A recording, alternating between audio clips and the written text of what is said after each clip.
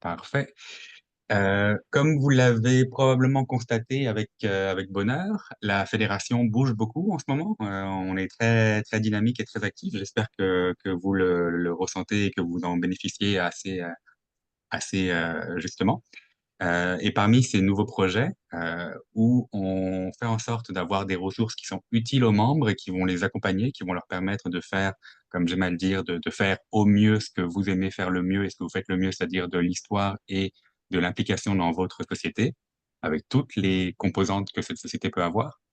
C'est dans cette même optique on a eu la chance cet été d'avoir, grâce au programme Jeunesse Canada au travail, l'embauche de Philippe Lefort, qui est un jeune étudiant qui nous vient du milieu de l'histoire et de l'archéologie, qui a eu un mandat assez intéressant et assez nouveau d'être une ressource mutualisée pour les membres, les organismes membres, afin de développer des activités pour le jeune public. Donc, les jeunes publics, en fait, parce qu'il y a plusieurs jeunes publics. Philippe va vous expliquer tout ça. La manière de faire était très intéressante. Philippe avait ce mandat de proposer à la fin de l'été, on y arrive, un outil concret qui va être qui va prendre la forme du guide que nous allons vous dévoiler, une formation qui commence aujourd'hui, mais aussi d'être présent pour les demandes que vous pourriez avoir de tempête d'idées, d'idéation. Ça, c'est quelque chose qu'il a fait avec une bonne dizaine de membres qu'il a rencontrés au cours de l'été, de leur offrir cette opportunité d'échanger, d'être en direct avec le pouls du milieu étudiant universitaire et avec diverses opportunités de médiation. Je tiens à préciser en ce sens-là que Philippe est encore disponible quelques jours jusqu'au moins à la fin du mois de septembre.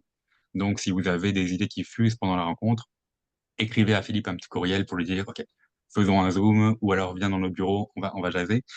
C'est cette nouvelle manière de faire, d'offrir une ressource mutualisée qui va donner des outils concrets, mais aussi vous accompagner individuellement, qui est à l'œuvre aujourd'hui. Et puis, aujourd'hui, donc Philippe va nous dévoiler un petit peu le résultat de tout son travail de l'été, qui a abouti en une espèce de vade-mecum, un bon guide très utile, très nouveau dans la manière comme dans la forme, pour aller rejoindre les jeunes publics. C'est un domaine qui est très ciblé, qui est très important et nécessaire, d'autant plus que quand on a des enjeux de relève, d'animation du territoire, de faire connaître à tous les publics, y compris aux futurs praticiens, aux futurs bénévoles de nos sociétés, on est on est facilement porté à aller vers ces publics-là. Donc c'est une belle porte d'entrée que Philippe nous ouvre aujourd'hui. Heu, on en a pour une bonne trentaine, quarantaine de minutes et puis viendront nous rejoindre par la suite, nos collègues du Conseil québécois du loisir qui vont être aussi, des ressources utiles pour le développement d'activités. Donc, je pense qu'on peut aussi prendre les questions pendant les interventions, mais si vous avez des questions qui vous viennent par le chat, par la main levée ou le chat, on est là pour les prendre avec plaisir. Hem, tout est beau. Maintenant, Philippe, la parole est à toi. Très bien, merci Jean. Ben, justement, je suis content d'être ici aujourd'hui puis de vous présenter le fruit de mes efforts de cet été lié à mon mandat au sein de la Fédération Histoire Québec. Donc, je vois certains visages, certains noms qui sont familiers, certains très familiers, d'autres que je connais pas. Donc, pour ceux qui me connaissent pas, donc, comme Jean m'a présenté, mon nom c'est Philippe Lefort. Je suis étudiant à la maîtrise en archéologie à l'Université de Montréal. Puis, j'ai été embauché cet été à la Fédération Histoire Québec afin de transmettre mon expertise et mes connaissances en matière de développement d'activités destinées au jeune public. On va bientôt justement sauter un peu à la description des différents types de jeunes publics. C'est ça, ça me fait vraiment plaisir d'être là aujourd'hui puis de vous assister, de vous accompagner un peu dans votre processus de création. Puis tel que j'en ai indiqué aussi, ça va me faire plaisir de vous aider pour le reste du mois de septembre si jamais vous avez besoin d'aide en matière d'accompagnement jeunesse. Ça va me faire plaisir. Écrivez-moi un courriel, contactez-moi, appelez au bureau de la Fédération, puis ça va me faire plaisir de vous accompagner. Donc, sans plus attendre, je vais vous partager le guide. Je vais faire un test. Vous allez pouvoir me dire si vous voyez bien ce qui est à l'écran.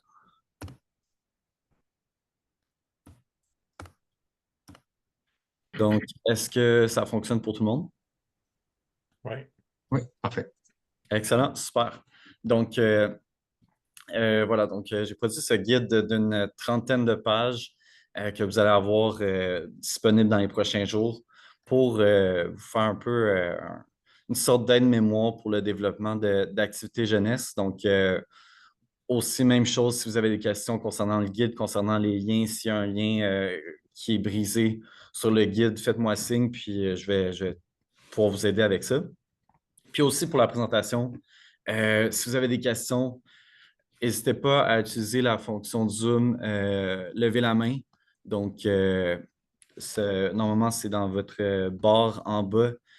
Donc, si vous avez une question, levez la main, Jean va pouvoir vous faire signe. Moi aussi, je vais pouvoir vous faire signe, puis vous allez pouvoir poser votre question. Donc, n'hésitez vraiment pas. Puis, donc, dès que vous avez une question, posez-la à moi, ça va me faire plaisir de répondre. Donc, je vais aller, pas à travers tout le guide, mais je vais quand même vous faire un petit peu un aperçu de ce que j'ai fait pour ce guide-là, en même temps de faire une formation justement de développement, donc d'activité jeune public. Donc, ce que je vous propose, c'est d'abord nous pencher sur un peu le contexte, donc un peu la définition des jeunes publics, qu'est-ce que j'entends par jeune public, puis les différents milieux au sein desquels donc, on retrouve ces publics-là, puis un peu les technicalités de comment travailler avec chaque milieu, parce qu'il y a quand même une approche différente à avoir en fonction du milieu, que ce soit le milieu scolaire, le milieu des camps ou le milieu familial.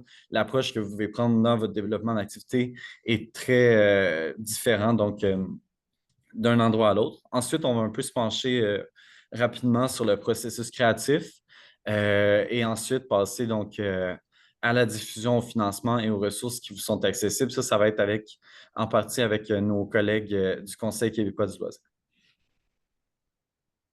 Donc, par jeune public, pour le document, pour simplifier les choses, j'ai décidé de me tourner vers la tranche d'âge d'individus de 4 à 16 ans, mais jeune public, ça peut aussi être plus large que ça. Cet été, j'accompagne donc un organisme qui veut développer des activités pour les jeunes adultes. Donc, jeunes adultes peuvent aussi figurer un peu dans votre propre définition. Mais pour le guide, vu que la plupart des organismes en histoire souhaitent rejoindre les écoles, j'ai mis la catégorie d'âge qui est associée donc au public scolaire. Mais après ça, évidemment, c'est sûr que les notions qui sont décrites dans ce guide-là débordent un peu justement de cette catégorie d'âge-là. Donc, il y a mis à part les milieux, il y a déjà donc des considérations qu'il faut prendre en compte dans le développement de ces activités-là. Donc, un peu comme je l'ai mentionné, le contexte structurel. Donc, ce que je veux dire par là, c'est le milieu dans lequel vous faites l'activité. Donc, est-ce que c'est un milieu qui va être plus rigide, encadré comme le milieu scolaire? Est-ce que ça va être un milieu qui va être plus libre, plus ludique comme le camp de jour, un milieu un peu intermédiaire à ça qui est le milieu familial? Ça va être très important dans votre processus donc, de création d'activité. Puis ça va être un élément clé à considérer donc, pour constituer votre activité, justement, qu'il va avoir un cadre plus ludique ou un cadre plus éducatif, plus rigoureux. Donc, ça va vraiment dépendre du contexte structurel. Il faut également prendre en compte donc, la progression des apprentissages. Je veux dire par là, la progression des apprentissages, c'est un terme ministériel qui désigne les acquis des jeunes donc, dans un contexte scolaire. Donc, l'histoire, c'est quelque chose qui commence à être inculqué à partir de la troisième année du primaire. Donc, à partir de la troisième année du primaire, il y a des apprentissages qui se font d'année en année qui doivent être donc pris en compte par les personnes qui organisent des activités afin que le public donc, soit mis en accord avec le thème de l'activité et le fragment historique, je dirais, approprié en fonction des acquis des jeunes. Et évidemment, pardon, petit problème technique. Et il y a aussi donc les aptitudes et champs d'intérêt variés. Donc, évidemment, ça, c'est très simple. Chaque jeune n'a pas nécessairement les mêmes talents, les mêmes intérêts. Donc, c'est important de faire votre activité de façon à inclure le plus grand nombre possible. Donc, d'avoir des volets peut-être plus ludiques, plus actifs, d'autres volets un peu plus, donc, je dirais, éducatifs où les jeunes vont pouvoir se concentrer. Donc, c'est bon aussi de varier votre activité pour que plus de gens soient impliqués et soient donc contents de participer à cette activité-là. Est-ce que vous voyez aussi le haut de mon écran où il y a une barre qui camoufle? Euh, On voit tout, on voit l'école et la médiation historique comme OK, première. super. OK, c'est juste moi qui a la barre. Très bien. Donc, le contexte scolaire, évidemment, c'est probablement le milieu que vous connaissez le plus. La plupart d'entre vous vont probablement vouloir développer des activités qui vont être liées au milieu scolaire. Évidemment, je dirais que c'est incontournable. Puis c'est là où les jeunes sont confrontés probablement pour la première fois avec l'histoire. Donc, c'est un milieu, évidemment, où votre travail peut être vraiment mis en valeur et où que partager justement vos connaissances euh, peut être fait de façon justement rigoureuse, aussi de façon à s'associer avec la progression des apprentissages, comme je disais. Donc, c'est un milieu idéal. Puis, vous avez beaucoup d'opportunités qui s'offrent à vous dans ce milieu-là, surtout donc avec des initiatives comme la mesure 15028 pour les activités parascolaires au secondaire public, qui est une initiative qui va être une forme de subvention qui va être destinée aux écoles, euh, au secondaire et au public, donc, pour donc héberger des activités à moindre coût pour les jeunes. Donc, vous avez des mesures un peu comme ça qui vont vous permettre d'avoir accès à des subventions parfois directes, indirectes. Donc, le milieu scolaire est vraiment favorisé en ce qui concerne le loisir. Pas le loisir, je veux dire l'histoire. Et justement, un peu les activités historiques. Mais en même temps, c'est le milieu qui va être le plus difficile à rejoindre pour plusieurs raisons. Ça, je vais vous en parler plus tard. Puis on va aussi avoir donc Alice et Béatrice du Conseil québécois du loisir qui vont pouvoir vous en parler. C'est un milieu difficile à rejoindre que vous voulez probablement essayer de rejoindre, mais qui peut être très pertinent justement pour le déroulement de votre activité. J'ai également, ouais, donc voilà, la progression des apprentissages. Donc, grosso modo, justement, vous avez un peu à chaque moment auquel donc, les jeunes apprennent telle notion. Donc, par exemple, en troisième année, l'histoire, les cultures des Premières Nations. En quatrième année, le début de la Nouvelle-France, la colonisation de l'Amérique du Nord. Donc, vous voyez un peu le genre. Donc, si vous vous fiez à cette progression-là des apprentissages pour ce qui est du milieu scolaire, vous ne vous trompez pas, puis vous pouvez faire des activités qui sont vraiment en accord avec les acquis des jeunes. Donc, ça, justement, c'est important de s'y référer pour éviter donc d'avoir une activité, par exemple, qui va parler de la Révolution tranquille pour des jeunes de troisième année qui ne connaissent pas encore tout à fait ces notions-là. Donc, ça, c'est assez important. Au secondaire, même chose. Donc, en troisième année de secondaire, quatrième année de secondaire, revoir donc l'histoire québécoise. Donc, c'est aussi le bon moment donc, de vous associer au programme ministériel, puis à ce que les jeunes voient en classe afin de présenter un fragment historique qui vous tient à cœur. Donc, dans les milieux, il y a également le milieu des camps de jour qui est un peu, je dirais, délaissé parfois au niveau historique, au niveau scientifique en général, parce que c'est un milieu généralement que les gens vont associer beaucoup plus au jeu, puis ce qui est le cas, mais aussi beaucoup plus donc, à des jeux de ballon ou à des jeux sportifs. Mais c'est pas du tout ça qui se fait donc dans certains camps où il y a vraiment un mélange donc d'activités plus sportives, mais aussi d'activités plus artistiques et même scientifiques. Donc, c'est aussi un bon milieu pour transmettre vos connaissances historiques. Puis c'est également donc l'opportunité de le faire de façon beaucoup moins encadrée et beaucoup moins donc je dirais, rigoureuse qu'à l'école. Il peut avoir des avantages aussi justement à opter pour une activité qui va être beaucoup plus libre. Donc, vous pouvez, entre autres, vous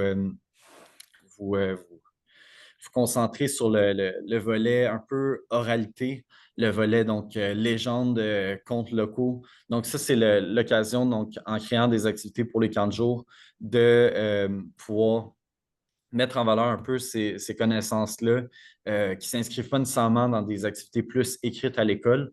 Donc, c'est l'idéal justement un peu de laisser aller votre créativité dans un milieu qui va être beaucoup plus libre puis qui va vous permettre donc d'être innovateur dans vos activités. Donc, il y a plein de ressources qui s'offrent à vous. Je vais vous en parler plus tard.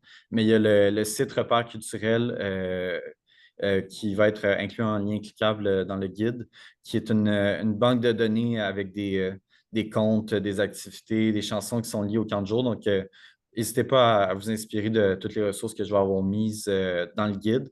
Puis ça va vous permettre peut-être de trouver un peu de l'inspiration si vous voulez donc vous tourner vers le milieu des camps, par exemple. Il y a également, donc, dans mes trois milieux, j'inclus le milieu familial, donc, qui est, selon moi, le plus difficile à cerner parce que, contrairement aux deux autres milieux, c'est un milieu où le groupe n'est pas prévalent.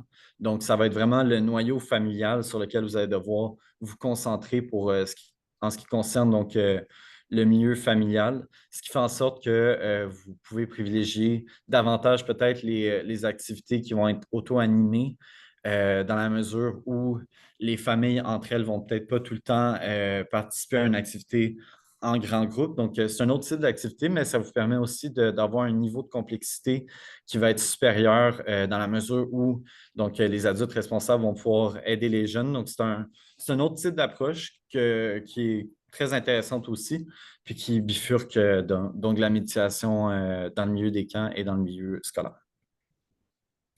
Donc maintenant, on va se tourner un peu vers la conception d'activités. Mais jusqu'à là, je voulais savoir, est-ce qu'il y a des personnes qui auraient des questions pour moi?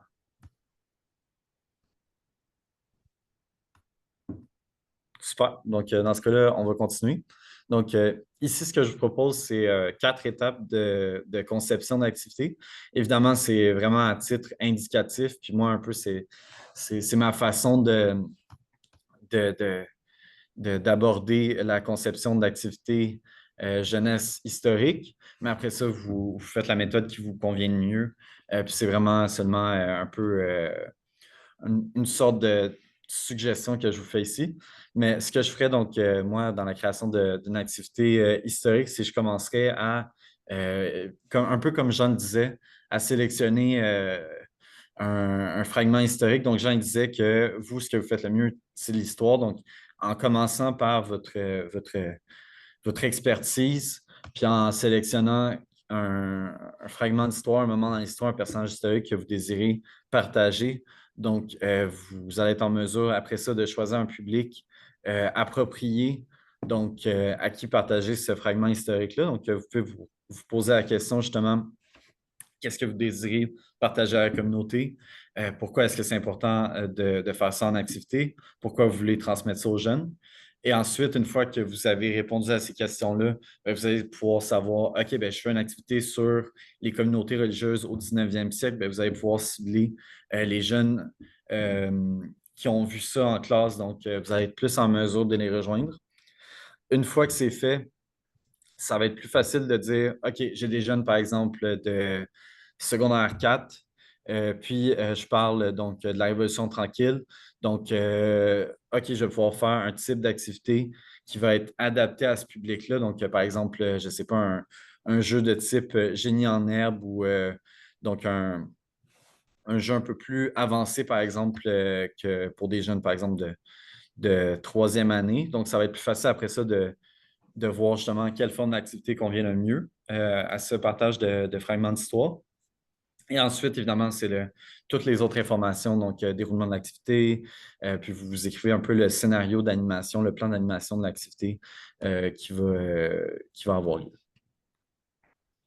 Pour vous simplifier la vie, je vous ai partagé ici une fiche d'activité qui provient donc d'une formation qu'on a faite en partenariat avec le Conseil québécois du loisir, qui va bientôt être disponible si elle ne l'est pas déjà en ligne pour vous.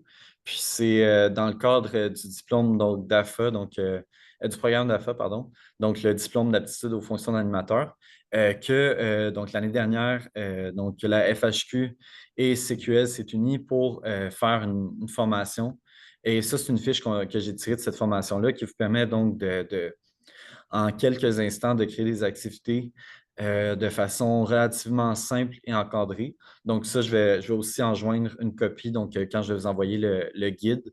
une copie justement d'une fiche sur une page Word que vous pourrez donc imprimer ou remplir en ligne.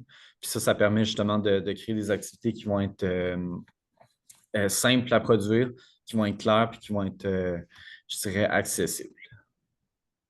Donc, ici, je vous ai donné des exemples d'activités. Donc, ici, c'est un rallye photo. Donc, j'ai rempli objectif pédagogique. Donc, le but, c'est d'enseigner l'importance de la conservation des témoins matériels, le matériel nécessaire, les lieux, le déroulement, un petit retour suggéré, des variantes possibles au jeu ou à l'activité et des notes. Donc, vous voyez un peu le principe. Je ne lirai pas tout ça parce que sinon, ça va être plus long, mais l'idée, c'est vraiment de garder ça simple puis d'après ça, faire un plan plus compliqué, mais c'est vraiment une sorte de fiche qui permet de faire des premiers jets pour un peu vous servir d'aide-mémoire ou de remue-ménage en même temps. Donc, c'est assez accessible, puis c'est facile à utiliser comme fiche. C'est une autre activité qui est liée au camp de jour. Donc, ici, le but, c'était de comprendre les bases de l'industrialisation. Donc, vous voyez un peu le principe de ces fiches-là. Puis, dans votre création d'activité, aussi, surtout, ça s'applique beaucoup pour les plus jeunes, mais aussi pour les jeunes secondaires. Vous avez plus de chances d'avoir des activités à succès si vous impliquez donc les jeunes à travers vos activités, dans le sens où vous faites un peu vivre les jeunes, donc un morceau d'histoire, donc par exemple avec des jeux où les jeunes jouent des personnages, avec donc une exploration d'un centre d'archives ou d'un musée local, des locaux de la Société d'histoire. Donc, en impliquant les jeunes directement, vous avez beaucoup plus de chances d'intéresser un plus grand nombre qu'en faisant une activité très traditionnelle en classe, un peu plus magistrale. Donc, les sortir un peu d'un contexte, surtout en contexte scolaire, les sortir un peu d'un contexte plus encadré, plus structuré, plus rigoureux. C'est intéressant aussi, puis ça permet de favoriser un peu le succès de votre activité. Puis ici, donc, avant de passer au volet diffusion, je vous ai mis quelques petits conseils. Donc, par exemple, pour le milieu scolaire, je vous conseille de privilégier des activités qui vont être clés en main. Donc, par cela, en fait, ce que je veux dire, c'est que les enseignantes, les enseignants sont très occupés. Puis si vous leur proposez une activité qui va être faite déjà par votre société, par votre organisme de A à Z, ça va être plus simple après ça d'arriver au milieu scolaire puis de leur dire, donc, on a fait une activité qui porte sur tel sujet historique. On sait que dans votre cours d'histoire, vous parlez de tel sujet. Est-ce que ça vous intéresse? Déjà, ça va être une façon beaucoup plus simple, puis qui vous garantit beaucoup plus de succès d'approcher les écoles que donc de dire ah, est-ce qu'on crée une activité ensemble? Là, vous avez plus de chances donc, de vous heurter à un mur puisque les gens dans le milieu de l'enseignement sont déjà très occupés. De plus, donc ça, je l'ai déjà dit, rendre votre activité la plus interactive possible, c'est tout le temps avantageux. N'hésitez pas justement à vous fier un peu aux idées que j'ai mises dans mon guide, mais aussi donc aux différentes fiches que j'ai mises, aux exemples qui sont en annexe, mais aussi que je vous ai montré récemment. Donc, rendez votre activité interactive, soyez créatif, puis dites-vous que même si vous faites un volet beaucoup plus ludique, moins rigoureux, je dirais, en accord avec votre travail en tant qu'historienne, historien, il y a toujours possibilité après ça de faire une partie en classe qui va être beaucoup plus structurée. Donc, n'hésitez pas à faire des activités qui vont être multimodales puis qui vont avoir un aspect plus ludique et un aspect plus pédagogique. Donc, ça aussi, c'est possible. Aussi, rappelez-vous que vos intérêts, donc en tant que passionné d'histoire, de généalogie, de patrimoine, vont être probablement distincts de ceux des jeunes. Donc, essayez de voir comment vous pouvez gagner un peu l'intérêt du plus grand nombre de jeunes, donc en vous rattachant un peu à leurs intérêts en fonction de leur âge, en fonction de leur milieu. Donc, par exemple, là, j'ai dit les loisirs des jeunes de la municipalité il y a 100 ans. Donc, n'hésitez pas justement à chercher des sujets en consultant les jeunes de votre entourage pour voir ce qui les intéresse pour un cadre historique.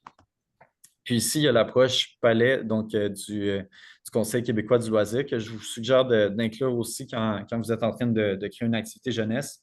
Donc, cette approche-là, donc Béatrice et Alice du Conseil québécois du loisir vont pouvoir plus vous en parler, mais c'est une approche qui privilégie le plaisir, l'apprentissage, le jeu, l'accessibilité, l'inclusivité et la souplesse. Donc, essayer de répondre à ces critères-là, puis vous allez probablement pouvoir rejoindre plus de gens dans votre activité.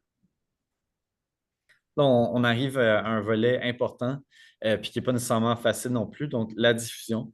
Donc, ben, d'abord, en tant que, que fédération, nous, on va être en mesure de partager vos activités sur nos réseaux sociaux, dans le fil d'histoire aussi, qui est un peu notre bottin d'événements historiques. Donc, ça va nous faire plaisir. Vous êtes membre chez nous. On va pouvoir partager votre activité pour que vous ayez une certaine visibilité. Toutefois, pour rejoindre le milieu scolaire, certains d'entre vous le savent probablement déjà, ce n'est pas nécessairement facile. Donc, il y a d'autres outils qui s'offrent à vous.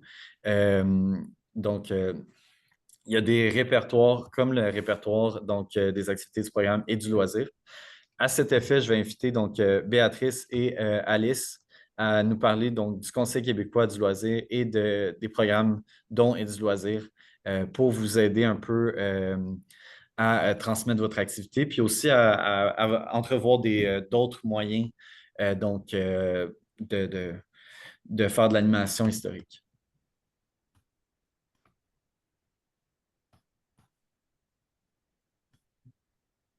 Ouais, je ne sais pas si tout le monde me voit. Parfait. Donc, Mhm. moi, c'est Béatrice. Donc, merci Philippe pour cette introduction. Donc, je suis directrice du développement et partenariat pour le Conseil québécois du loisir. Donc, c'est ça, comme je disais, là, je vais vous présenter rapidement les deux programmes là, qui rentrent exactement là, dans la même lignée là, de ce que Philippe vient de vous présenter. Donc, je vais essayer de partager. Je ne sais pas si je peux partager mon écran.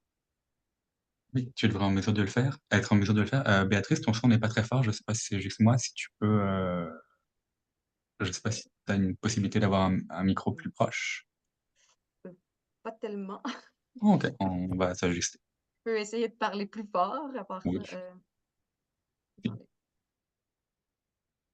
Est-ce que comme ça, c'est mieux? oui, ça marche. J'ai Puis on voit ton écran. Ton écran est partagé, tout va bien. OK, parfait. Donc, désolée si c'est pas très fort, je vais quand même essayer. Je suis seule dans mon bureau, donc je peux parler quand même un peu fort. Euh, donc, voilà. Donc, juste rapidement, c'est pour si certaines personnes d'entre vous ne connaissent pas le Conseil québécois du loisir. Donc, notre mission, c'est de contribuer à l'accessibilité et au rayonnement du loisir au Québec en valorisant l'apport du milieu associatif. Et si on est ici, c'est que ben, la Fédération Histoire Québec, c'est un membre de plein droit chez nous. Donc, en fait, en gros, dans notre mission, ce qu'on essaie de faire, c'est d'aider nos membres et par la bande, donc, aider nos membres à aider leurs membres. Donc, on essaie de travailler de concert, là, justement, dans les différents programmes qu'on met de l'avant pour favoriser donc, le développement, finalement, du loisir associatif au Québec. Donc, plus spécifiquement, là, aujourd'hui, c'était le programme Et du loisir que je voulais vous présenter. Et du loisir, en fait, ce que c'est, si vous ne connaissez pas, c'est un programme, c'est sa troisième année d'existence environ. Et l'idée, c'est d'aider les écoles à diversifier leur activité parascolaire. Donc, un peu vraiment là, dans l'approche là, que justement que Philippe disait, c'est d'avoir des activités flexibles, mais le plus clé en main où c'est possible aussi, pour faciliter le travail des. Là, c'est plus les techniciens et techniciennes en loisirs, mais qui, eux aussi, comme les enseignants et enseignantes, ben, sont parfois un peu débordés, puis ils ne savent pas nécessairement vers qui se tourner aussi pour développer leur activité parascolaire. Donc, nous, ce qu'on fait, c'est que d'un côté, on travaille justement avec nos membres et leurs membres pour développer des activités. Donc, tu sais, les genres de fiches d'activités que Philippe présentait, c'est quelque chose que nous, on peut aussi vous aider à développer si vous avez un intérêt. Et ensuite, on les ajoute à notre répertoire, qui est un répertoire en ligne. En ce moment, on a environ 150 fiches d'activités à travers le Québec. Et on rencontre ensuite les écoles pour leur proposer notre répertoire, pour leur présenter et leur présenter nos membres et leurs membres. Et on fait ensuite une liste personnalisée de l'école pour sa région. Donc, si l'école est à Montréal, bien, on va aller chercher les activités seulement à Montréal, on lui fait une liste et on lui envoie. Donc, là-dedans, il pourrait y avoir justement des activités des différentes sociétés d'histoire. Ce programme, donc, est du loisir, touche donc le loisir culturel, touche le plein air, l'engagement communautaire, le socio-éducation et scientifique. Donc, c'est un peu les différents domaines là, qu'on va rejoindre. Donc, en fait, en gros, toutes les activités sauf le sport.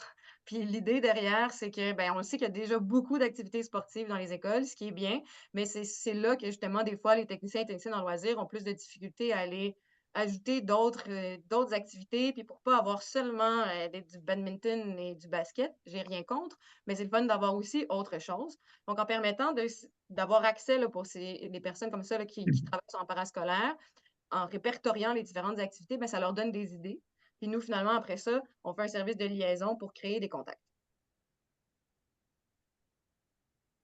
Donc là, c'est un peu, là, ça résume un peu ce que j'ai dit, mais l'idée, c'est justement, d'un côté pour les jeunes et pour les écoles, de découvrir des nouvelles activités, mais pour vous, ben, c'est d'aller rejoindre finalement des écoles, parce que c'est beaucoup de démarchage, on sait, d'aller rejoindre une école à la fois, etc. Donc, nous, ce qu'on peut faire, c'est faire ce travail-là finalement pour vous, et simplement la mise en contact à la fin. Donc, tu sais, si c'est pour s'entendre sur quelle heure, combien de temps, quel jour et tout ça, des fois, c'est plus facile que ça soit directement.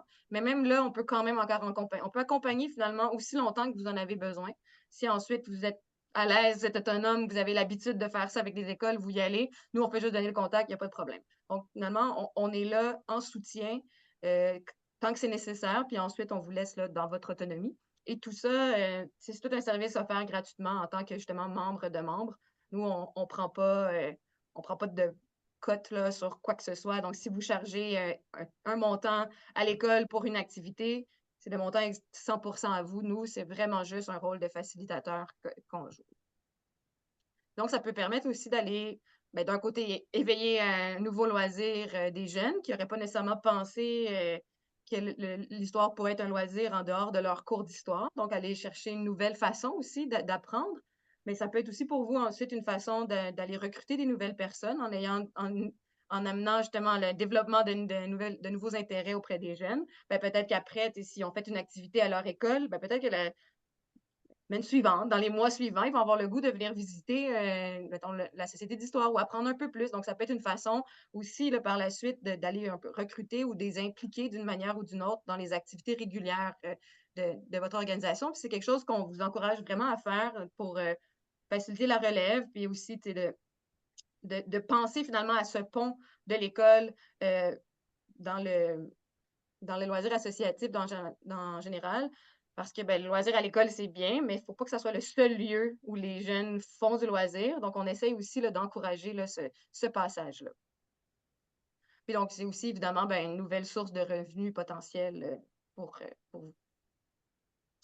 Donc ici, je vais y aller vite parce que c'est quelque chose que j'ai déjà parlé, mais je pourrais partager la présentation là, à Philippe et à Jean, comme ça, vous pourrez y avoir accès. En gros, c'est les liens vers donc le site et du loisir qui explique le programme comme je viens de le faire. On a le lien vers le répertoire d'activités directement.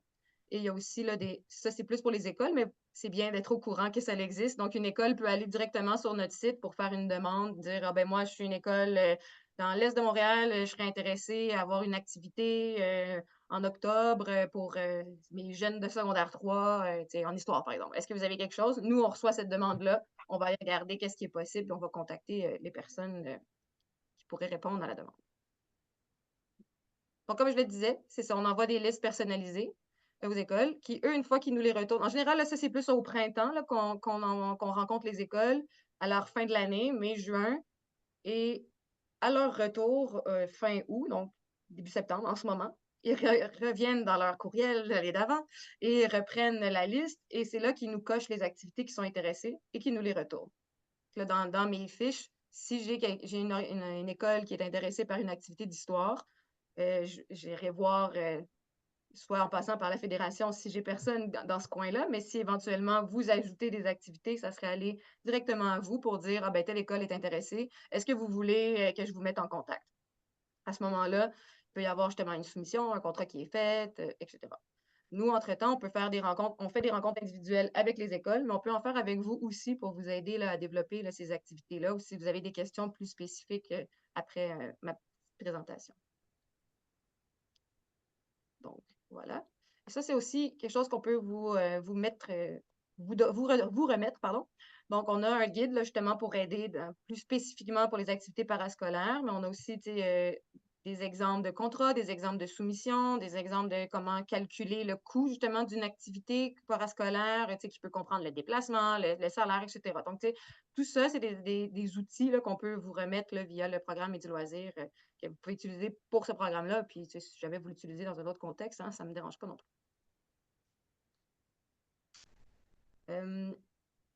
Afin, en fait, d'aller à DAFA, il me restait une petite chose, je suis allée trop vite sur ma diapo.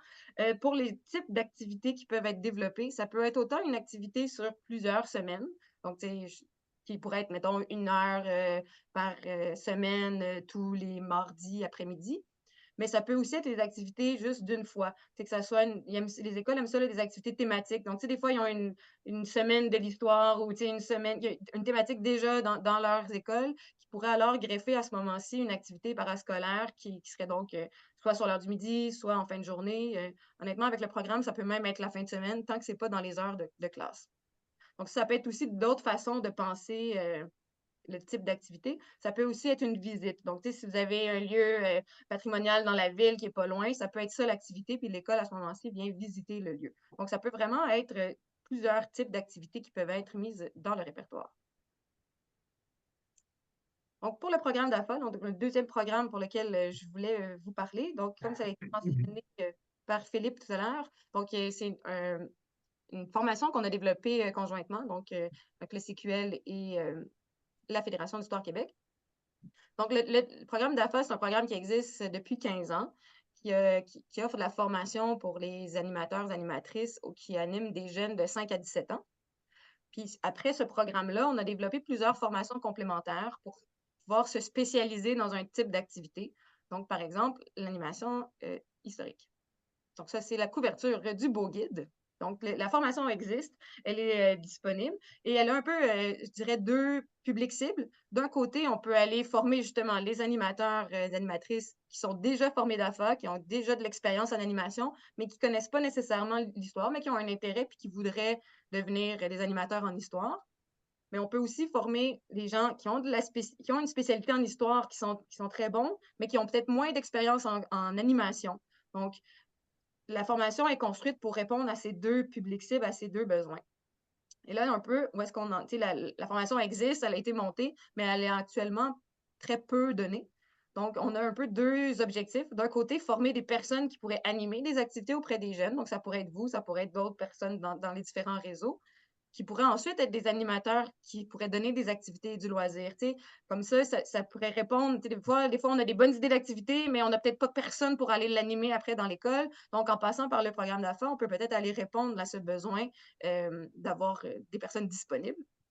On a aussi le besoin de former des personnes qui vont pouvoir donner cette formation d'AFA, donc en animation de l'histoire. Donc, étant donné que moi, je pourrais bien aller la donner, mais je ne suis pas en histoire, je pense quand même que c'est plus intéressant si quelqu'un c'est ça son loisir, c'est ça sa passion, d'aller la transmettre à quelqu'un qui pourrait ensuite animer des activités. Il y a quand même un plus. Donc, nous, c'est quelque chose qu'on peut faire, justement, c'est former des personnes. Donc, si parmi vous, il y en a qui pourraient être intéressés à donner cette formation ou à la recevoir pour ensuite animer des activités, c'est quelque chose qu'on pourrait organiser là, avec Jean dans la prochaine année. Donc voilà, c'était tout pour mes 2 petits programmes dont je voulais vous parler. Puis, si vous avez des questions, je suis encore là. Et comme je disais, je vais donner la présentation là, pour qu'on puisse vous l'envoyer. Puis, il y aura nos contacts. Là. Donc, il y a les 2 contacts pour du loisir et le contact pour le programme d'affaires. Excellent. Merci beaucoup, Béatrice. Donc, comme Béatrice vous l'a mentionné, il y a ces belles ressources-là qui sont disponibles pour vous aider gratuitement, vu que vous êtes membre de la Fédération Histoire Québec. Donc, n'hésitez pas à contacter le Conseil du Québécois du loisir. C'est vraiment la référence en matière de loisirs au Québec. Donc, ils vont pouvoir vous aider justement à être rejoints par les écoles, à rejoindre les écoles, je veux dire. Vraiment, c'est une belle ressource qui s'offre à vous. Puis c'est l'opportunité justement d'avoir une visibilité que nous, on ne réussirait peut-être pas aussi bien à vous faire face aux écoles ou face aux camps de jour aussi. Donc, c'est aussi une belle opportunité donc, de rejoindre le milieu des camps, donc de travailler avec le Conseil québécois du loisir. Je vais vous repartager mon écran.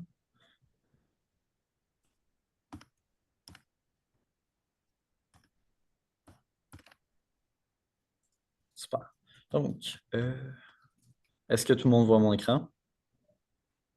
Oui. Super, excellent. Donc, ça, c'est justement le Conseil québécois du loisir. Mais si vous voulez donc un peu multiplier vos propositions de diffusion, il y a d'autres plateformes qui s'offrent à vous. Donc, nous, en fait, euh, ici à la Fédération, on est dans les bureaux, dans l'édifice qui est lié au regroupement Loisirs et Sports du Québec. Puis, cet organisme-là, en fait, qui est justement une sorte de supra-organisme qui regroupe plusieurs membres liés au milieu du loisir et du sport. Ils ont développé donc la plateforme d'activité parascolaire du regroupement Loisirs et Sports du Québec, qui vous permet également donc de diffuser vos activités, cette fois-ci justement dans un contexte parascolaire. Donc, c'est une autre plateforme de diffusion qui s'offre à vous. Et au niveau donc gouvernemental, il y a le répertoire culture-éducation créé par j'ai dit le ministère de la Culture et des Communications, mais c'est le ministère de l'Éducation, je crois. Euh, ou je ne suis pas certain, mais donc, bref, un des deux, soit de l'éducation, soit de la culture et des communications, qui est une autre plateforme donc, où il y a des offres du milieu artistique, du milieu historique, du milieu culturel qui sont proposées aux écoles et qui permettent aux Non, écoles. pas du tout, mais je vais prendre le document papier parce qu'il y a d'autres choses à faire. Oh, OK, c'est bon. Je pense que c'est bon. Donc, c'est ça, c'est une autre plateforme de diffusion qui s'offre à vous. Donc, évidemment, rejoindre les écoles, c'est quelque chose d'ardu. On en a parlé, Béatrice en a parlé. Le Conseil québécois du loisir peut vous aider à rejoindre les écoles, mais vous pouvez aussi donc euh, essayer d'avoir de la visibilité de d'autres façons. Donc, vous pouvez développer, par exemple, sur votre site Internet un espace enseignant pour que les gens donc, qui écrivent histoire avec le nom de votre localité puissent avoir accès à votre site et un peu une offre d'activités qui vont être sur votre site. Vous pouvez également contacter les conseillères pédagogiques en univers social des centres de services scolaires du Québec. Donc, vous avez ici une liste que vous allez pouvoir avoir en lien cliquable quand je vais avoir diffusé le guide qui va regrouper donc les centres de services scolaires, anciennement les commissions scolaires. Puis vous avez donc pour beaucoup de centres, une liste de personnel avec parfois donc des infos de contact, donc de courriel. Donc, vous pouvez communiquer avec les personnes qui vont être vraiment chargées des programmes d'univers social de différentes commissions scolaires. Donc, c'est aussi une opportunité de rejoindre des gens qui connaissent l'histoire, qui aiment l'histoire, puis de pouvoir voir avec ces personnes-là comment un peu rejoindre plus directement les écoles de leur centre de service scolaire. Puis, si vous êtes si vous êtes proche ou que vous n'avez pas peur de vous déplacer, il y a également des congrès annuels de l'Association québécoise des enseignantes du primaire et de la Société des professeurs d'histoire du Québec. Cette année, les deux sont en octobre. Si c'est quelque chose qui vous intéresse aussi de faire du réseautage en vrai, puis d'essayer de rejoindre ces gens-là, vous pouvez le faire aussi. Donc, ça reste une possibilité pour avoir un contact plus direct en personne aussi avec les milieux scolaires.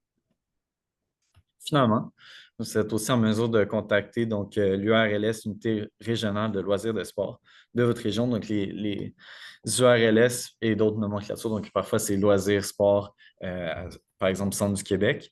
Ce sont des organismes qui vont vraiment œuvrer pour développer le loisir dans leur région. Ça va être des gens qui vont travailler avec le milieu scolaire, avec le milieu de l'âge d'or. Donc, c'est vraiment des organismes qui œuvrent pour la population. Puis, c'est des bonnes ressources aussi pour entrer en contact avec le milieu scolaire. C'est des organismes qui travaillent avec les écoles, notamment dans les projets d'improvisation, de secondaire en spectacle. Donc, c'est une belle opportunité aussi de voir, en travaillant avec eux, comment vous pouvez rejoindre donc, les écoles pour votre activité. Donc, on arrive bientôt vers la fin de la formation, mais je vous ai donc inclus dans le guide une banque d'outils, puis il y a une longue liste de lectures aussi que vous allez pouvoir faire de votre côté. Mais je voulais quand même vous présenter un peu les outils qui s'offrent à vous. Donc, pour ça, je vais quitter le plein écran pour vous montrer différents sites web. Ici, j'ai sélectionné, je dirais, 5 outils qui ressortent vraiment du lot puis qui peuvent vraiment vous être utiles dans la création d'activités. Le premier outil que j'ai sélectionné, c'est Récit Univers Social, qui est un site pour les enseignants, pour les professionnels, du milieu de l'univers social. Puis sur ce site-là, en fait, il y a vraiment beaucoup de ressources. Il y a des webinaires qui sont gratuits pour la plupart et qui sont accessibles en ligne, qui vont porter sur plein de sujets, l'intelligence artificielle, la littérature jeunesse. Vous avez aussi des ressources qui vont être plus pédagogiques, mais il va aussi avoir, par exemple, des jeux. C'est vraiment une très bonne base de données. Vous avez aussi les outils pour faire des lignes du temps. Il y a vraiment beaucoup d'options qui s'offrent à vous sur ce site web-là, la plupart gratuits et accessibles au public. Je vous conseille d'aller consulter le site. C'est vraiment une bonne source d'inspiration. Vous avez également, je vais retrouver la page. Vous avez également Repères culturels, cette fois-ci, qui est beaucoup plus lié au milieu des camps. Eux, justement, leur page titre dit l'encyclopédie numérique de la créativité en camp. Donc, c'est une très belle ressource aussi qui inclut des activités, des contes et légendes, des chansons. Donc, c'est vraiment une banque de données très exhaustive du milieu des camps. Vous avez l'occasion justement de voir un peu cette mémoire vivante-là, cette tradition orale-là qui caractérise les camps du Québec. Puis justement de pouvoir trouver des différentes légendes qui sont associées à des camps. Donc, ça peut vous donner aussi de l'inspiration si vous voulez travailler dans le milieu des camps de jour. Il y a également, si vous êtes plus un peu dans les projets artistiques, littérature, bande dessinée, il y a une revue qui est accessible, une revue jeunesse qui s'appelle Kayak, qui a été développée par Histoire Canada.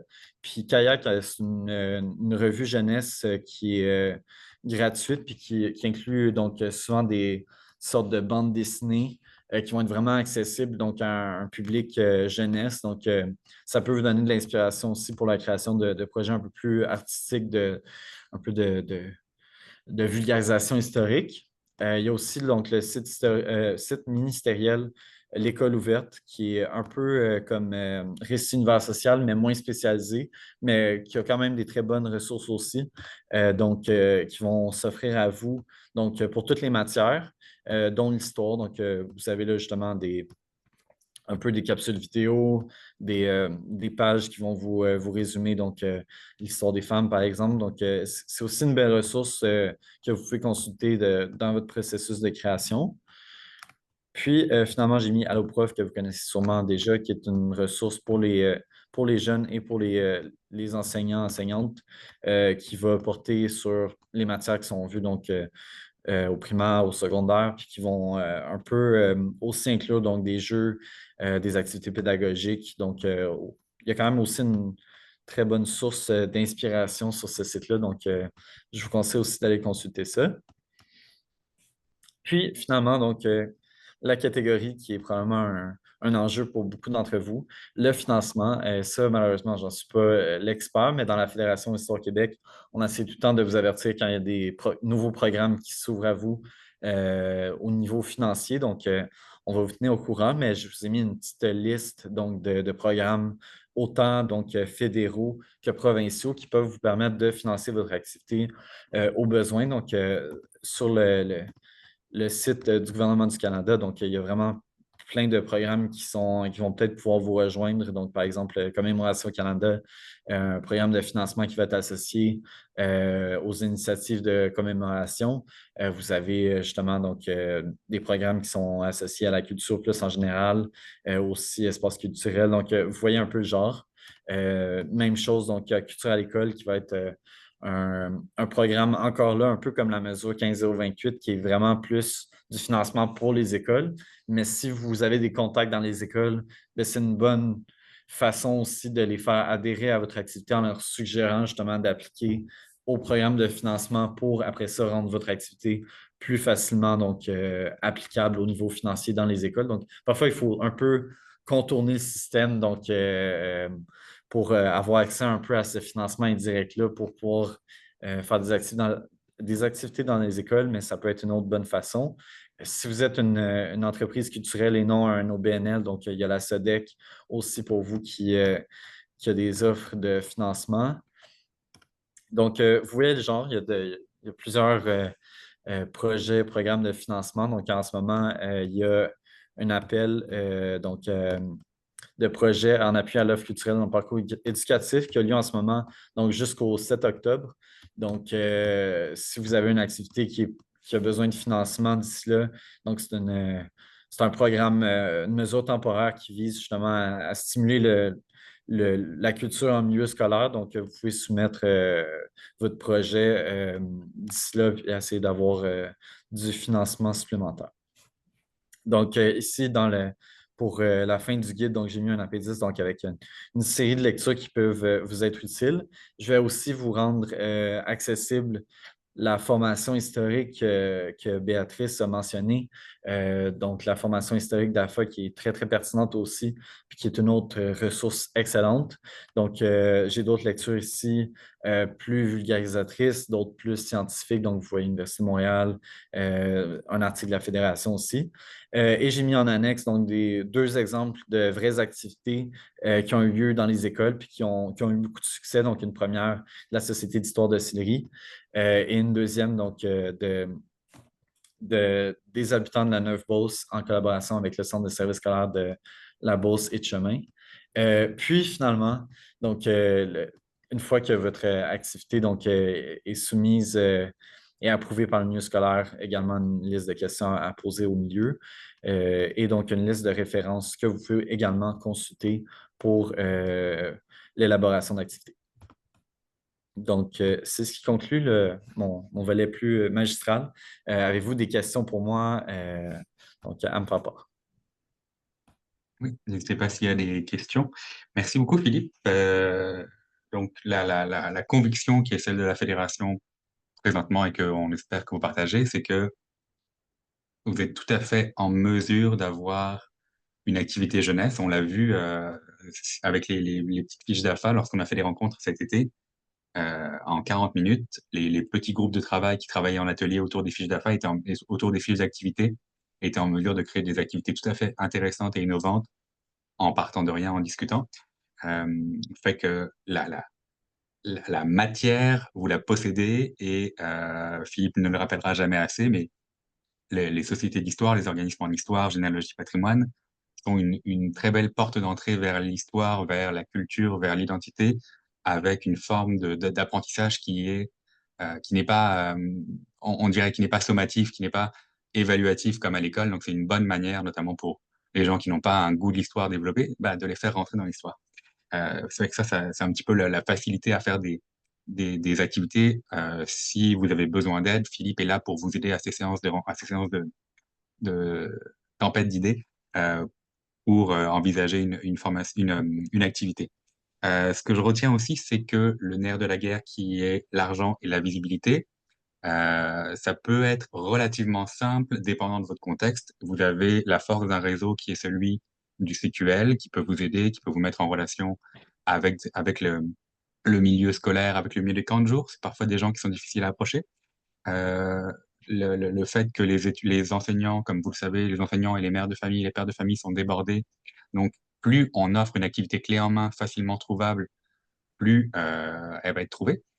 D'où l'aspect l'intérêt d'avoir un espace consacré sur vos pages, sur vos réseaux sociaux, sur votre page, sur la Fédération Histoire Québec, pardon, de l'annoncer également. L'intérêt d'exister sur les portails, les différents portails qu'on a vus, que ce soit du loisir, le répertoire de la mesure 15028, même si c'est une activité pour dire visite d'une société d'histoire. L'important, c'est que quelqu'un qui cherche une activité dans son coin vous trouve. C'est pas encore, certainement que vous allez être en mesure de développer des activités spécifiques jeune public, mais le fait même que quelqu'un qui est dans un centre de service scolaire qui va chercher dans les environs, et c'est l'intérêt de travailler avec le CQL ou avec les différents répertoires, c'est que les gens vont vous identifier localement, Fait que s'ils ne vous connaissent pas et que vous n'avez rien, même annoncé que vous existez, le lien ne se fera pas. Donc à partir du moment où vous avez une existence, même un début d'existence, de dire: «On est une société d'histoire, on est ouvert», ça peut être déjà très intéressant pour un territoire où l'offre culturelle, c'est vous. Puis l'argent, on voit que la plupart du temps, quand il y a de l'argent pour les activités scolaires et parascolaires, c'est géré par les écoles, mais encore une fois, c'est la question de faciliter ce lien-là, d'être en lien, d'être visible, d'être identifié, identifiable, pour que les écoles puissent ensuite vous approcher et c'est elles ce sont les coordonnateurs et coordonnatrices de loisirs, j'ai oublié le terme en centre de service scolaire. Ce sont ces personnes-là qui coordonnent les transports, la billetterie éventuelle, l'achat de matériel. Donc c'est elles qui ont l'argent, mais ça peut finir par vous, bénéficier d'une manière ou d'une autre. C'est pas mal ce que j'avais à dire pour résumer. Je pense que j'ai fait tous les points et à vous des questions, j'arrête pas de parler, à vous des questions. Questions, commentaires. Parfait. Merci beaucoup Philippe. Merci Béatrice. Puis merci à tout le monde d'être présent. Philippe, donc tu vas envoyer dans quelques jours les documents complémentaires, y compris ceux de Béatrice. Est-ce que Diane, vous leviez la main? Ou vous faisiez... On ne vous entend pas, votre caméra pas votre caméra, votre micro. Ah, voilà, on vous entend. J'ai essayé de le mettre. C'est justement, j'aurais aimé avoir un ou deux exemples des expériences qui se sont déroulées durant l'été. Alors, juste pour avoir une idée de ce qui avait été fait. Ouais. Bien sûr, donc c'est un bon commentaire. Donc cet été, je vais vous donner un exemple d'organisme que j'ai accompagné. Donc, j'ai accompagné la Société d'histoire de Saint-Romuald, donc située à côté de Lévis. Puis, Brigitte de la Société d'histoire m'a écrit afin de voir avec moi si c'était possible de développer donc, une activité de type jeu d'évasion dans l'église de Saint-Romuald. Donc, on a eu plusieurs rencontres. Au fur et à mesure, on a développé justement un peu un fragment d'histoire. Puis là, cette fois-ci, c'est un personnage historique qu'elle voulait mettre en valeur. Donc, le curé Saxe, qui est un personnage religieux local qui a été important dans les années 1800. Puis donc, avec Brigitte, on a eu des rencontres sur Zoom afin de voir, OK, ça va être quoi notre scénario, quelles parties de l'Église sont hors limite, qu'est-ce qu'on peut inclure, quel type d'activité on veut inclure dans notre jeu d'évasion, donc quel type d'énigme, parce que les jeux d'évasion, ça fonctionne avec des codes, avec des cadenas, avec un peu des mystères. Donc, on essaie de voir comment on peut conjuguer l'histoire dans une perspective plus ludique, sans trop déformer l'histoire non plus pour que ça reste véridique, mais en même temps en essayant de stimuler l'intérêt de jeunes adultes, donc qui ne sont pas nécessairement intéressés par l'histoire, mais qui sont intéressés par les jeux d'évasion. Donc, c'est un peu cette conjugaison-là de l'aspect ludique, historique, qu'on voulait mettre en valeur, puis qu'on a mis en valeur dans les rencontres qu'on a eues, pour voir en fait finalement comment intéresser ces jeunes-là pour qu'éventuellement, il y ait le goût de rejoindre justement une société historique comme la Société historique de Saint-Romuald. Donc, c'est un peu ça le but. Puis j'ai eu des rencontres aussi parfois qui étaient des tempêtes d'idées qui étaient une ou deux rencontres, donc où je m'assois, où l'organisme m'approche puis me dit, nous, on a fait ça, comment tu vois notre activité, est-ce que tu aimes ça? Ou que justement, on échangeait puis c'était un peu plus, je dirais, libre, puis où je disais un peu mes commentaires. Donc, ça a permis aussi de réajuster le tir pour d'autres organismes. Donc, je dirais qu'il n'y a pas une rencontre qui a été pareille, mais chacune rencontre a été pertinente, autant de mon côté pour apprendre un peu ce qui se fait dans le milieu de l'histoire que du côté des sociétés, donc qui ont pu avoir un certain retour sur leur activité. Intéressant. Et est-ce que l'activité, le jeu à Saint-Romuald va se réaliser bientôt, sinon incessamment? Oui, donc cette activité-là, je sais que Mme Beaulieu voulait la faire dans le cadre de la Journée de la culture, donc ça devrait être en fin septembre si de son côté, elle a réussi à réaliser toutes les étapes de ce projet-là. Ah, parfait. Merci. Ça aussi, c'est un commentaire, mais participer à des événements organisé par d'autres, c'est toujours une bonne idée de s'accrocher à une locomotive pour faire connaître nos activités. Exactement. C'est une très bonne façon, comme vous l'indiquez. Merci beaucoup. Merci à vous. On a d'autres questions ou commentaires? Parfait. Je pense que ça clôture la rencontre d'aujourd'hui. Merci à tout le monde. Merci Philippe, bravo d'avoir été avec nous. Merci d'avoir été avec nous pendant l'été. Puis effectivement, il est encore disponible, donc profitez-en, garochez-vous sur son courriel plefort@Histoire Québec. C'est un travailleur plein de bonnes idées. Et puis moi, je vous remercie. On se voit si vous êtes encore disponible et intéressé pour la prochaine formation qui est à la fin du mois sur la dernière mouture, les derniers règlements d'application de la loi 25 sur les renseignements personnels. C'est pas aussi fun qu'aujourd'hui, mais c'est nécessaire. Et puis on se voit probablement tout l'été, la fin de l'été durant nos petites rencontres régionales. Allez voir la page Histoire Québec à l'onglet événements et formations. Il y a plein de choses pour que vous nous voyez en personne et en vrai et en virtuel toute l'année. Merci beaucoup. Merci tout le monde d'avoir participé. Puis encore une fois, donc n'hésitez pas à m'écrire, ça va me faire plaisir de travailler avec vous. Donc j'attends des courriels, puis jusqu'à la fin septembre, je suis disponible. Merci. Merci.